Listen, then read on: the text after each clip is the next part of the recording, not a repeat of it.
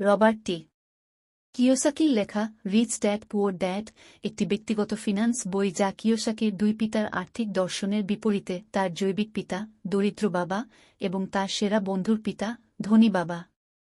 বইটির লক্ষ্য আর্থিক শিক্ষা এবং স্বাধীনতার গুরুত্বের উপর জোর দিয়ে অর্থ এবং বিনিয়োগের প্রতি বিভিন্ন মনোভাবকে চিত্রিত করা। মূল ধারণা ১. আর্থিক শিক্ষার গুরুত্ব। কিওসাকি আর্থিক সাক্ষরতার গুরুত্ব এবং অর্থ কিভাবে কাজ করে তা বোঝার উপর জোর দেন, যা তিনি তার ধনী বাবার কাছ থেকে শিখেছিলেন। ২. সম্পদ বনাম দায়। বইয়ের কেন্দ্রীয় শিক্ষাগুলির মধ্যে একটি হল দায়বদ্ধতার পরিবর্তে সম্পদ কেনা, যে জিনিসগুলি আয় করে, যে জিনিসগুলি অর্থ ব্যয় করে। ৩. কাজ শেখার জন্য, উপার্জনের জন্য নয়। লেখক শুধুমাত্র বেতন চেকের জন্য কাজ করার পরিবর্তে দক্ষতা এবং জ্ঞান অর্জনকে উৎসাহিত করেন। ৪. মানসিকতা।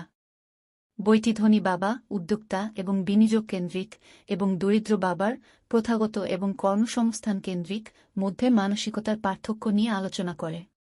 ৫. বাধা অতিক্রম করা। কিওসাকি আর্থিক সাফল্য অর্জনের জন্য ভয়, উন্মাদনা, অলসতা, খারাপ অভ্যাস এবং অহংকার কাটিয়ে ওঠার গুরুত্ব সম্পর্কে কথা বলেছেন। কিওসাকি তার ধনী বাবার কাছ থেকে যে পাঠগুলি শিখেছিল এবং কিভাবে তারা তাকে আর্থিক স্বাধীনতা অর্জনে সহায়তা করেছিল তার চারপাশে বইটি গঠন করা হয়েছে। এটি পাঠকদের অর্থ সম্পর্কে ভিন্নভাবে চিন্তা করতে এবং বিনিয়োগ এবং উদ্যোক্তাদের মাধ্যমে তাদের আর্থিক ভবিষ্যতের নিয়ন্ত্রণ নিতে উৎসাহিত করে।